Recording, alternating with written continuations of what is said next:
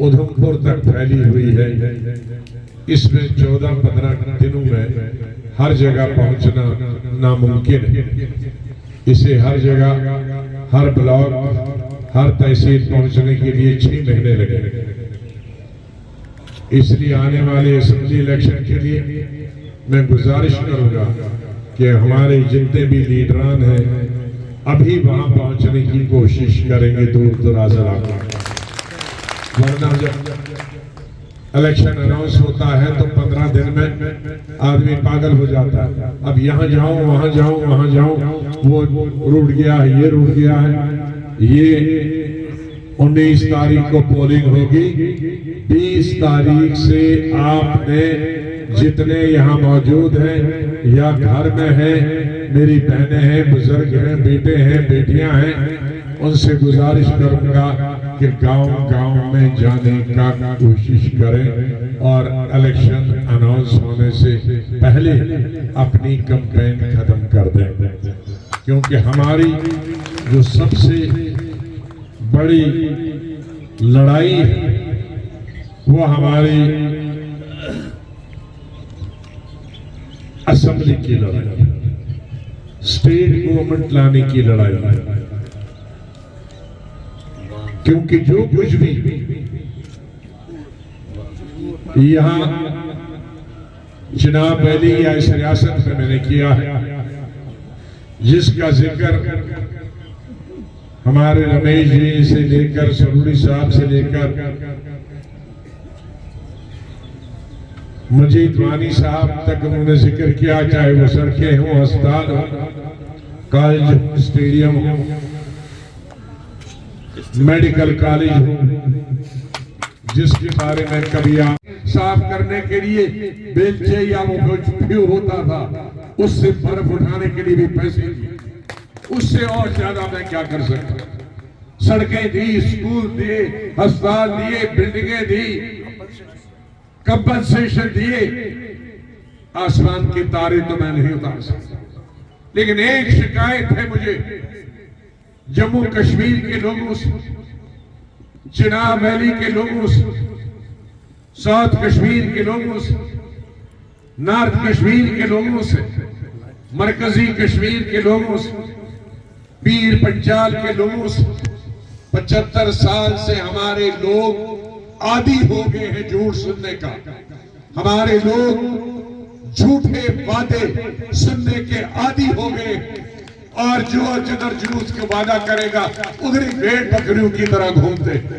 कोई कहता है हमें आजादी देंगे, सब उसी की तरह जाते हैं। कोई कहता है हम आपको सेल्फ रूल देंगे, उसी की तरफ सब जाते हैं। और चालाक हुक्मरान लोगों का इस्तेमाल करते हैं, आप लोगों का इस्तेमाल हो रहा है। इसलिए लोग बहकावे में आकर, अगर मेरी असेंबली की तकरीर जो मैंने 2008 में जब मैंने इस्तीफा दिया, मैंने उसमें भी कहा था, लेकिन 2008 के बाद भी कश्मीर के लोग और चिनाब वैली के लोग नहीं संभले। मैंने कहा जिन लीडरों ने कहा था हम आजादी देंगे, क्या उनका बेटा, क्या उनका लड़का शहीद हुआ? नहीं हुआ। कश्मीर के सुभान गुलाम मोहम्मद अल्लाह रखा का बेटा शहीद हुआ, गरीब का बेटा शहीद हुआ। 1 लाख शहीद हुए, और जो नारा लगा के आग लगा के गए वो हिंदुस्तान से बाहर बस गए, या दिल्ली बस गए, मुंबई बस गए अपनी जान बचाने के लिए, और या आग लगाकर आपको मिलिटेंटों के सामने या आर्मी के सामने मरने के लिए छोड़ा। 1 लाख बेवाई होगी, 1 लाख नौजवान बच्चे हुए, किसी भी लीडर की बेटी बेटे पे हमला हुआ, खासकर नेशन कॉन्फ्रेंस।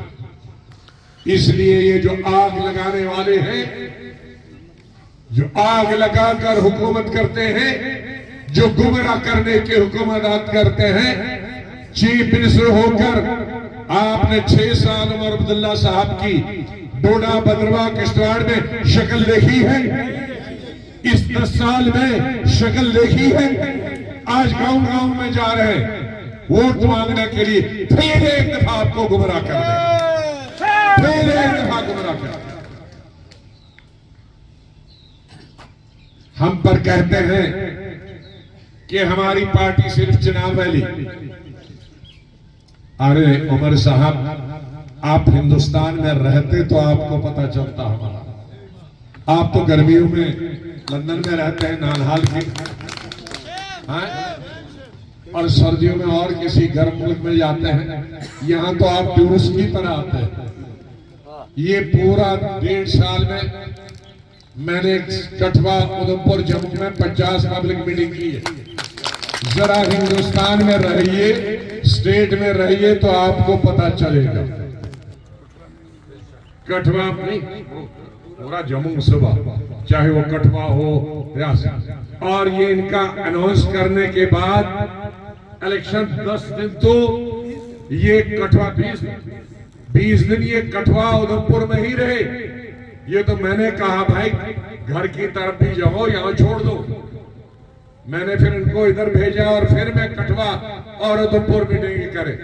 जिस आदमी को, लीडर को ये मालूम नहीं है कि इन्होंने 100 से ज्यादा मीटिंगें की होंगी, वो लीडर ही क्या करेगा।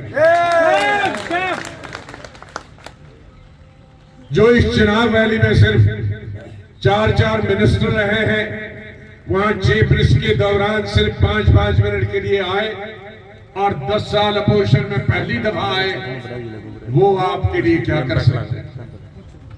इसलिए मेरे भाइयों, ये फिर एक दफा मजहब के लिए, इस्लाम के लिए, और जो हमारी दीनी किताबें हैं जो वोट लेने के लिए इस्तेमाल नहीं होनी चाहिए, उनका रात को इस्तेमाल करें। खुदा के लिए, भगवान के लिए। ये मजहब की लड़ाई नहीं है, ये सियासत की लड़ाई है। ये सियासत में जो आपकी सड़कें, बिजली, पानी, स्कूल, रोजगार देगा, उसको लाना है। बर्बाद हो जाओगे, तबाह हो जाओगे। मजहब के नाम पे, हिंदू है या मुसलमान, जो वोट दोगे, मजहब की इबादत करो। हिंदू मेरे भाई पूरा हर मंदिर में जाएं हिंदुस्तान के, हम स्वागत करते हैं। मुसलमान भाई 5 वक्त नमाज पढ़े, रोजे रखे, तहज्जुद, स्वागत करते हैं। लेकिन सियासत के लिए मजहब को इस्तेमाल न करो। सियासत के लिए सियासतदान को परखो। कौन है आपका हमदर्द? कौन आपको गुमराह करता है मजहब के नाम पर, सियासत के? मजहब को बाजार में मत बेचो। कुछ लीडरों को मिनिस्टर और चीफ मिनिस्टर और एमपी बनाने के लिए मत दो। उनका किरदार देखो, जिनके लिए आज एनसी और कांग्रेस पागल हो गए। ये अगर उनका किरदार है तो लीडर कैसे होंगे? उनका किरदार कैसा होगा? उनकी सोच कैसी होगी? जो ऐसे लीडरों के लिए गांव गांव में जाते हैं। इसलिए समझ जाइए आप दोनों, मैं बार बार कहता हूं, इस बार मैं आखिरी बार कहना चाहता हूं, अगर नहीं समझोगे तो खुदा जाने आपका। हम क्यों पागलों की तरह घूमते? हम भी आराम करें। हमको पागल कुत्ते ने काटा है। हम आपकी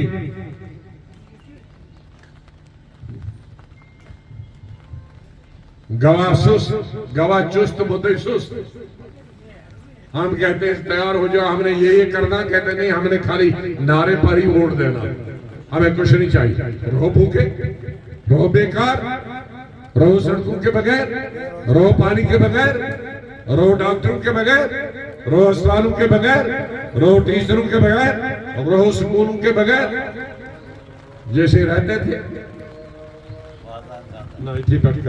लिहाजा याद रखें 19 तारीख को इनको कामयाब बनाइए। हम यहाँ लड़ेंगे, ये वहां लड़ेंगे और हम अपनी कामयाब करेंगे। यही कामयाबी, ये पहला टेस्ट है आपका असेंबली से पहले। आजाद साहब आगे बढ़ो, आजाद साहब आगे बढ़ो। अजान, अरे बच्चों अजान हो रही, इसलिए मैंने खत्म कर दिया जल्दी। बहुत बहुत शुक्रिया। अस्सलाम वालेकुम। जय। मेडिकल कॉलेज भी मिलेगा। मेडिकल कॉलेज के दो फायदे होते हैं। जो बिल्डिंग गठ में है वहां तो बच्चे भी पढ़ते हैं और डॉक्टर भी देखता, लेकिन जो अस्पताल है वो यहां है। मुझे अफसोस है कि बीजेपी गवर्नमेंट ने उसे मैंने 200 करोड़ रुपया हेल्थ मिनिस्टर दिया था और उसे मंजूर कराया था मेडिकल कॉलेज, लेकिन मेरे वक्त में ये बिल्डिंगें ट्रिपल शिफ्ट में बनती थी, इसलिए ज्यादा पैसा नहीं पड़ता था, पैसा बचता था। लेकिन चाहे नेशनल कॉन्फ्रेंस हो, बीजेपी हो, यहाँ एक एक बिल्डिंग बनने में 10 साल लगते हैं, जिसकी वजह से सीमेंट लोहा महंगा होता है। तो जो बुनियादी पैसा रखा होता है उससे वो बिल्डिंग तैयार नहीं हो। इसको सिर्फ 15 करोड़ और देने की जरूरत थी। कई बार मैंने मरकजी मिनिस्टर को लिखा कि इसे 15 करोड़ दे दो, कब से शुरू हो, लेकिन 15 करोड़ नहीं दी। शायद ये मेरा ही इंतजार कर रहा था कि आप हुकूमत बनाएंगे तो 15 करोड़ देंगे। तो तब यहाँ दिल्ली जैसा अस्पताल आपने बिल्डिंग देखी होगी, बनी है लेकिन चल नहीं सकता। मशीनें हैं लेकिन बिल्डिंग पूरी तरह से तैयार नहीं है। जब अस्पताल होगा तो तब हमारी चिनाब वैली के सभी लोगों को फायदा होगा। किश्तवाड़ में हमने कैंसर सेंटर दिया है, वो भी अभी 10 साल हुए मिनिस्ट्री छोड़े हुए, वो भी अभी तरह पूरी नहीं हुआ। लेकिन किश्तवाड़ होगा तो उसको भी एक मेडिकल कॉलेज देंगे और यहाँ डोडा में भी एक कैंसर का इंस्टीट्यूट देंगे ताकि हमारी बीमारियां दूर हो जाए। अनाज की बात, मैं तो इससे 10 गुना अनाज देता था और ये मेरे दोनों साथी भूल गए। जब 2006 या 7 सर्दियों में बर्फ ज्यादा गिरी थी, मैंने 1 साल के लिए अनाज मुफ्त दिया। लिवर और पेट की समस्या से परेशान लोग अब न करें। कोई भी चिंता, आपके नजदीक आर्या हॉस्पिटल, सुजानपुर व अमनदीप अस्पताल पठानकोट में अब मिलेंगे डॉक्टर अभिषेक महाजन, MD मेडिसिन व DM गैस्ट्रो। अपॉइंटमेंट के लिए आज ही कॉल करें 7888516324। धन्यवाद।